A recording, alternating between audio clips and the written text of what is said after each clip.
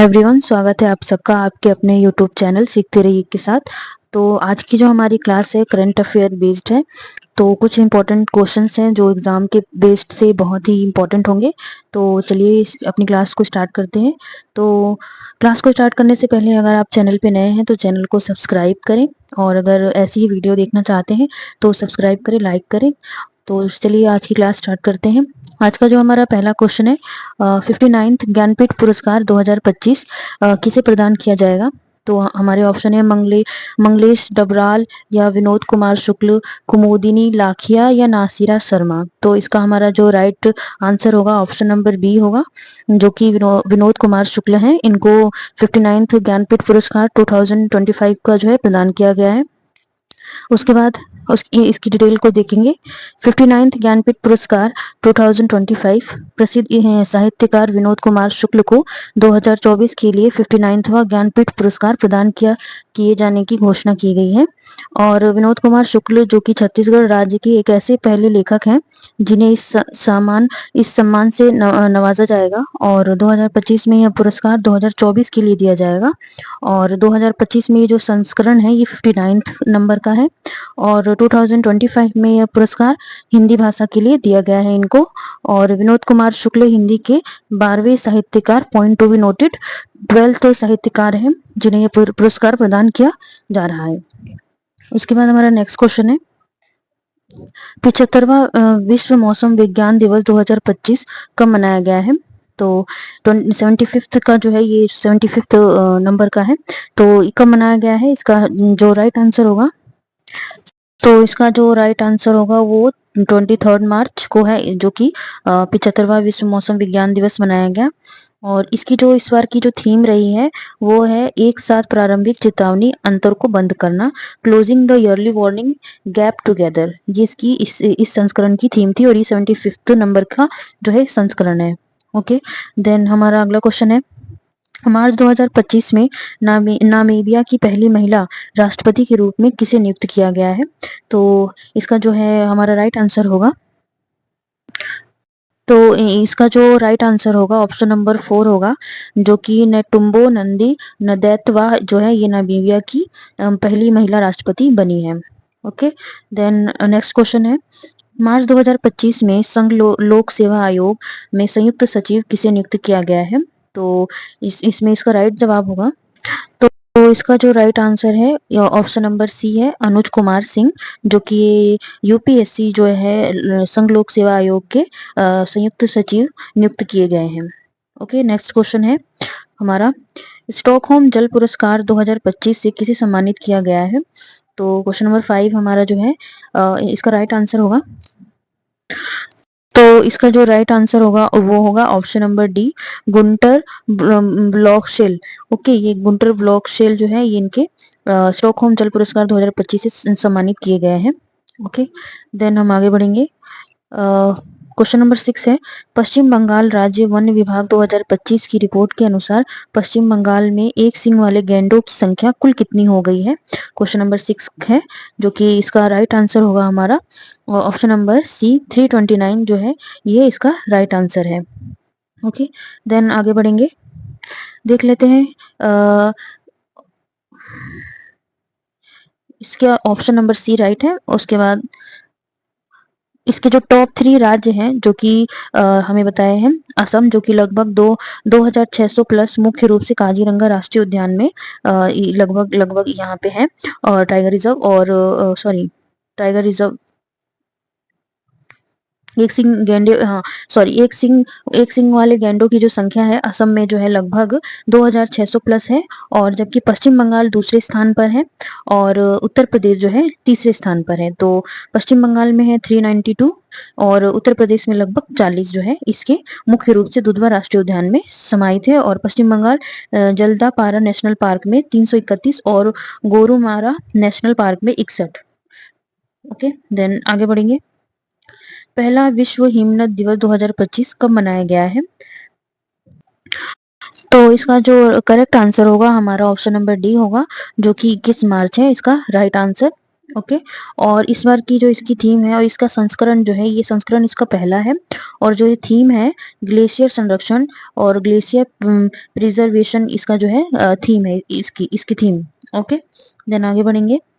Question number 8 जो है कहता है 11वीं एशियाई तैराकी चैंपियनशिप 2025 की मेजबानी कौन कर रहा है। तो इसका जो राइट ऑप्शन होगा, ऑप्शन नंबर ए है अहमदाबाद, जो कि गुजरात में है। यहाँ पे इसका जो है 11वीं एशियाई तैराकी चैंपियनशिप 2025 की मेजबानी अहमदाबाद कर रहा है। ओके, नेक्स्ट क्वेश्चन है हमारा क्वेश्चन नंबर 9 कि विक्रम 3201 और कल्पना 3201 अंतरिक्ष अनुप्रयोगों के लिए 32 बिट माइक्रो प्रोसेसर किसने विकसित किया है। तो इसका ऑप्शन होगा, तो इसका जो राइट आंसर होगा वो इसरो होगा। तो चलिए इसको डिटेल में देख लेते हैं कि भारतीय अंतरिक्ष अनुसंधान संगठन यानी कि इसरो द्वारा विकसित विक्रम 3201 और कल्पना 3201 अंतरिक्ष अनुप्रयोगों के लिए उन्नत 32 बिट माइक्रो प्रोसेसर है। इनका विकास चंडीगढ़ स्थित सेमीकंडक्टर प्रयोगशाला के सहयोग से किया गया है। और ये माइक्रो प्रोसेसर विशेष रूप से अंतरिक्ष मिशनों में ऑनबोर्ड नेविगेशन और नियंत्रण को बेहतर बनाने के लिए डिजाइन किया गया है। और विक्रम 3201 भारत का पहला पूर्णतः स्वदेशी रूप से विकसित 32 बिट माइक्रो प्रोसेसर है, जिसे लॉन्च वाहनों में उपयोग के लिए उपयुक्त और सक्षम बनाया गया है। ओके, देन आगे बढ़ेंगे। क्वेश्चन नंबर 10 है, तो हमारा जो 10th क्वेश्चन है कि मेजबान देशों के बाद फीफा विश्व कप 2026 के लिए क्वालिफाई करने वाला पहला गैर मेजबान देश कौन बना है। तो इसका जो राइट आंसर होगा वो है जापान, ऑप्शन नंबर डी। और उसको डिटेल में देख लेते हैं कि फीफा विश्व कप 2026 के लिए मेजबान देशों जैसे अमेरिका, कनाडा और मेक्सिको के बाद क्वालिफाई करने वाला पहला गैर मेजबान देश जापान बना है। और जापान ने 20 मार्च 2025 को सैतामा स्टेडियम में खेले गए मैच में बहरीन को 2-0 से हराकर ये उपलब्धि हासिल की है। और इस जीत के साथ ही जापान ने लगातार 8वीं बार FIFA point to be noted 8वीं बार फीफा विश्व कप में अपनी जगह पक्की कर ली। और आगामी 48 टीम टूर्नामेंट में जापान क्वालिफाई करना एशियाई फुटबॉल के लिए एक बड़ी उपलब्धि है। ओके, देन आगे बढ़ेंगे। हमारा अगला क्वेश्चन है क्वेश्चन नंबर 11 है, ये मार्च 2025 में किस देश के माउंट लेवोटोवी ज्वालामुखी में विस्फोट हुआ है। तो इसका जो राइट आंसर होगा, इसका ऑप्शन नंबर सी है इंडोनेशिया, जो कि लौकी लौकी ज्वालामुखी में विस्फोट हुआ है।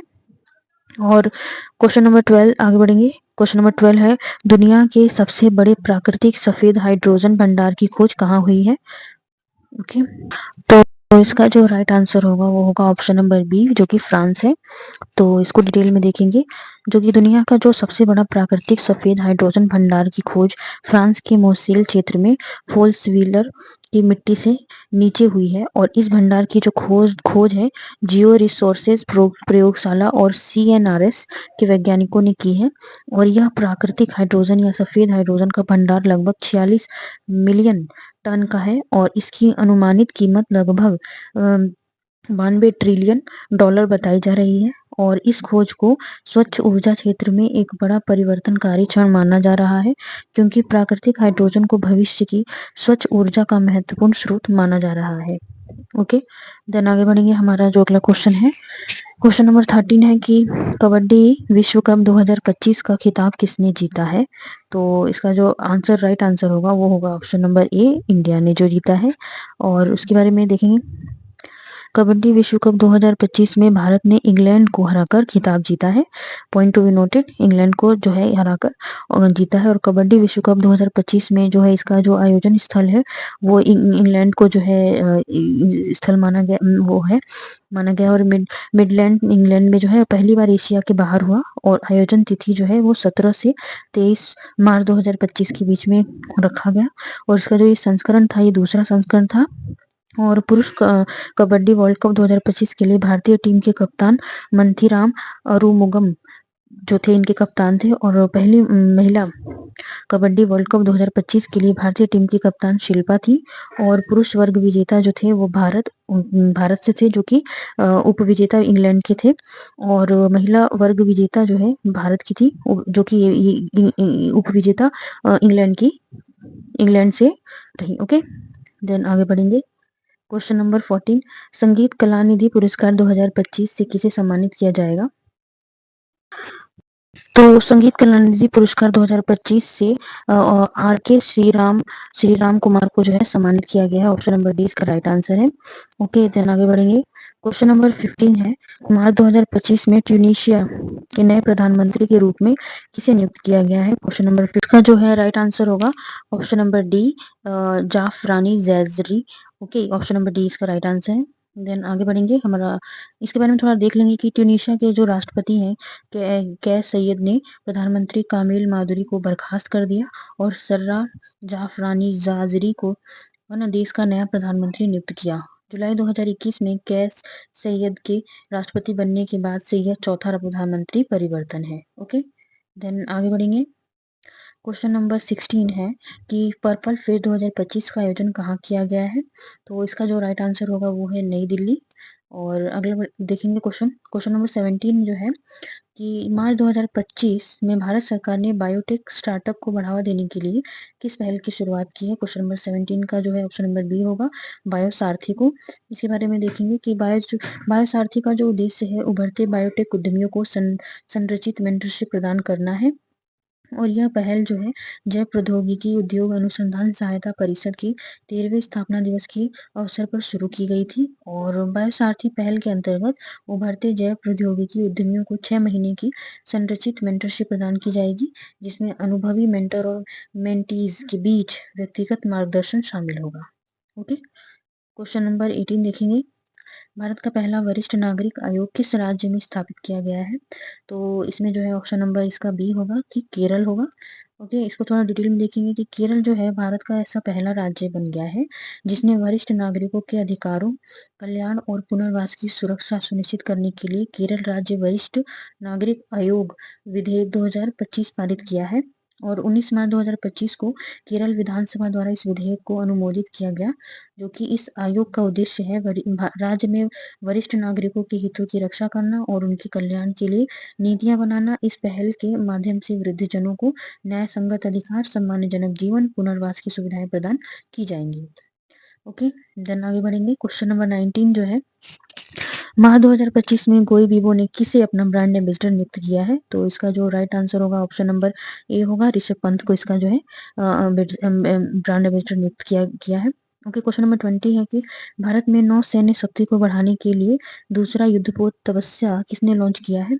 तो इसका जो राइट आंसर होगा ऑप्शन नंबर ए होगा, गोवा शिपयार्ड लिमिटेड ने इसका जो है लॉन्च किया है। ओके, तो इसको थोड़ा डिटेल में देखेंगे कि क्वेश्चन बोला है गोवा शिपयार्ड लिमिटेड, जो कि इसके द्वारा 1135.6 श्रेणी का दूसरा युद्धपोत फ्रिगेट तपस्या लॉन्च किया गया है। और इसका जो उद्देश्य है भारतीय नौसेना की शक्ति को बढ़ाना और भारत के स्वदेशी युद्धपोत निर्माण को बढ़ावा देना है।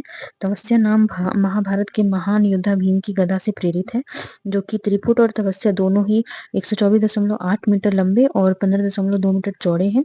और इनका जो ड्राफ्ट है 4.5 मीटर का है। ओके, क्वेश्चन नंबर 21 देखेंगे। SRFIA इंडिया टूर 2025 में महिला एकल का खिताब किसने जीता है? तो इसका जो राइट आंसर होगा हमारा ऑप्शन नंबर सी होगा, जो कि अनाहत सिंह है। और इसके जो SRFIA के जो अध्यक्ष हैं वो जो है अनिल वधावा है, और इसका जो हेडक्वार्टर है वो चेन्नई में है। Point to be noted. Okay, then अगला क्वेश्चन देखेंगे। किस विश्वविद्यालय ने अमिताभ कांत को अपना चांसलर नियुक्त किया है? ओके, तो इसका जो राइट आंसर होगा ऑप्शन नंबर डी होगा, राष्ट्रीय सूचना प्रौद्योगिकी संस्थान विश्वविद्यालय NIIT। ओके, तो इसको देख लेंगे थोड़ा कि जो है इसके भारत का जो प्रमुख विरासत संरक्षण संगठन है जो कि ये NIIT है, और इसकी जो स्थापना हुई थी वो 27 जनवरी 1984 में हुई थी। मुख्यालय है दिल्ली में, और नए चांसलर बने हैं Amitabh Kant. Okay, next question देखेंगे कि क्वेश्चन नंबर 23 है, विधानसभा में दिव्यांगजनों की सुविधा के लिए सांकेतिक भाषा लागू करने वाला देश का पहला राज्य कौन बना है? तो इसका जो है आंसर होगा हमारा ऑप्शन नंबर ए होगा, पंजाब। इसको थोड़ा डिटेल में देख लेंगे कि विधानसभा में दिव्यांगजनों की सुविधा के लिए सांकेतिक भाषा लागू करने वाला देश का जो पहला राज्य बना है वो पंजाब बना है। इसका उद्देश्य है बधिर व्यक्तियों को विधानसभा की कार्यवाही समझने में मदद करना। यह पहल दिव्यांग व्यक्तियों के अधिकार अधिनियम 2016 के अनुरूप है, जो संचार को सुलभ बनाने पर जोर देता है। पंजाब विधानसभा के वर्तमान अध्यक्ष है कुलतार सिंह संधवा। ओके, तो अगला क्वेश्चन है हमारा जो है 24 क्वेश्चन नंबर है, विश्व टीबी दिवस 2025 कब मनाया गया है? तो उसका जो है राइट आंसर होगा ऑप्शन नंबर सी होगा कि 24 मार्च को मनाया गया है।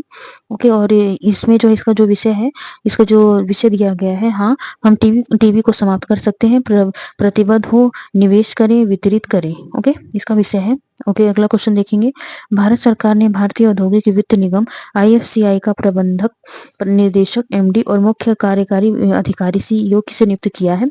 तो इसका जो राइट आंसर होगा वो ऑप्शन नंबर बी होगा, राहुल भावे को। ओके, नियुक्त किया है। क्वेश्चन नंबर 26 इसको देखेंगे कि विश्व कठपुतली दिवस 2025 कब मनाया गया है?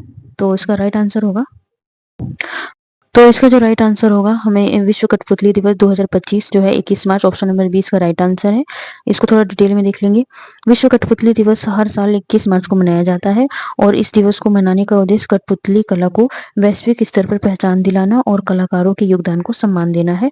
पहला विश्व कठपुतली दिवस 21 मार्च 2003 को मनाया गया था, जो उसकी थीम है इस बार की रोबोट्स, एआई और कठपुतली का सपना। ओके, इसका थीम। क्वेश्चन नंबर 27 देखेंगे।